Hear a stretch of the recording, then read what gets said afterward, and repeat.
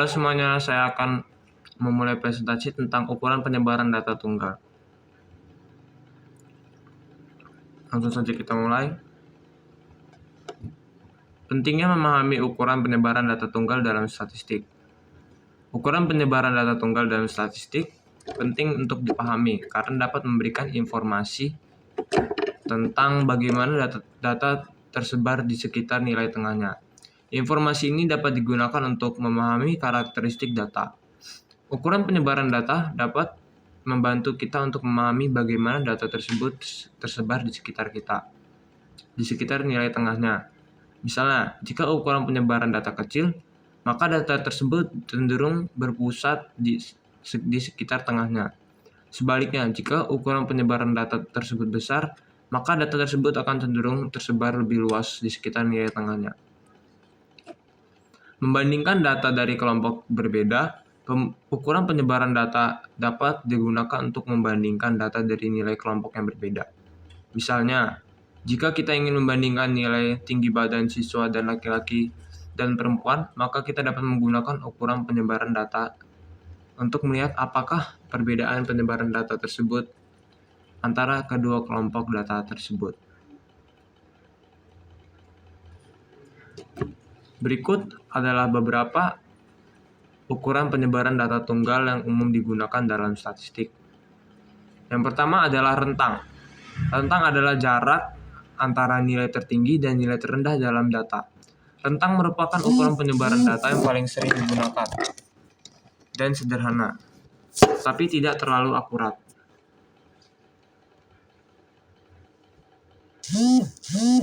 Karena hanya dipengaruhi oleh dua nilai data saja. Jangkauan kuartil. Jangkauan kuartil adalah nilai jarak antara kuartil ketiga dan kuartil pertama. Jangkauan kuartil merupakan ukuran penyebaran data yang lebih akurat dan daripada rentang karena dipengaruhi oleh banyak nilai data. Simpangan baku.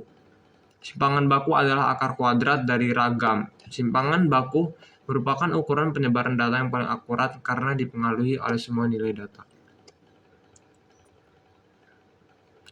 Lanjut, definisi data tunggal.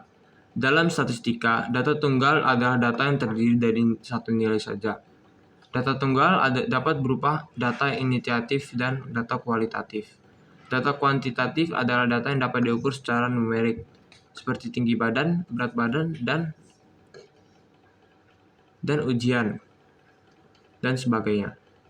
Data kuantitatif adalah data yang dapat diukur secara numerik, seperti jenis kelamin, warna mata, dan sebagainya. Data tunggal dapat dikelompokkan menjadi dua jenis, yaitu data tunggal ganjil dan data tunggal yang jumlah datanya ganjil.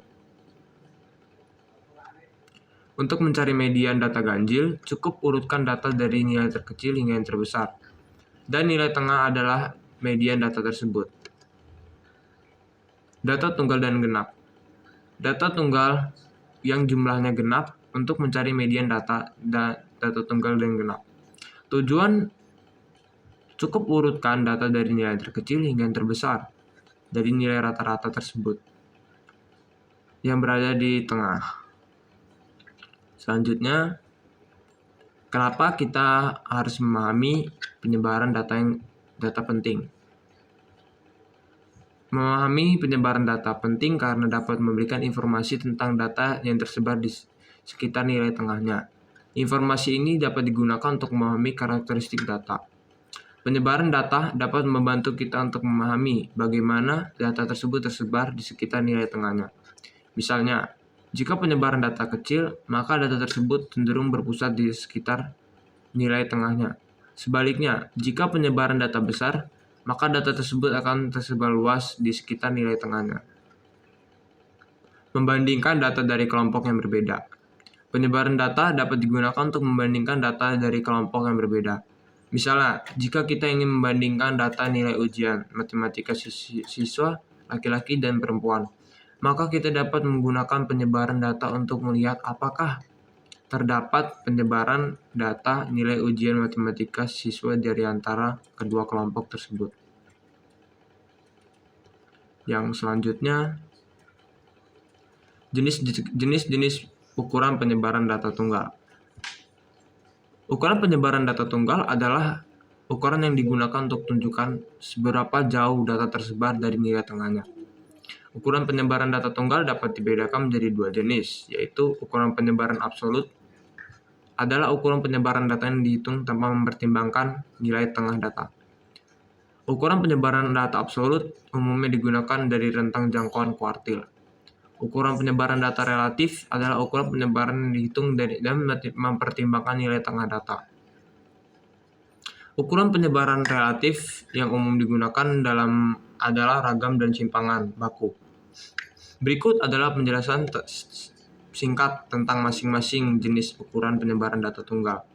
Rentang adalah jarak antara nilai tertinggi dan nilai terendah dalam jangkauan kuartil.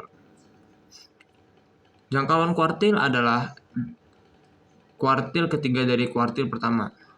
Ragam kuartil adalah ukuran penyebaran data yang menunjukkan beberapa jauh data tersebar dari nilai tengah dan rata-ratanya. Simpangan baku adalah akar kuadrat dari ragam. Dan kesimpulannya, penyebaran data tunggal merupakan ukuran seberapa jauh data tersebar dari nilai tengahnya. Penyebaran data tunggal dapat dibedakan menjadi dua jenis, yaitu ukuran penyebaran absolut dan ukuran penyebaran relatif. Ukuran penyebaran absolut yang paling umum digunakan adalah rentang dan jangkauan kuartil. Ukuran penyebaran relatif yang paling umum digunakan adalah ragam dan kesimpangan baku.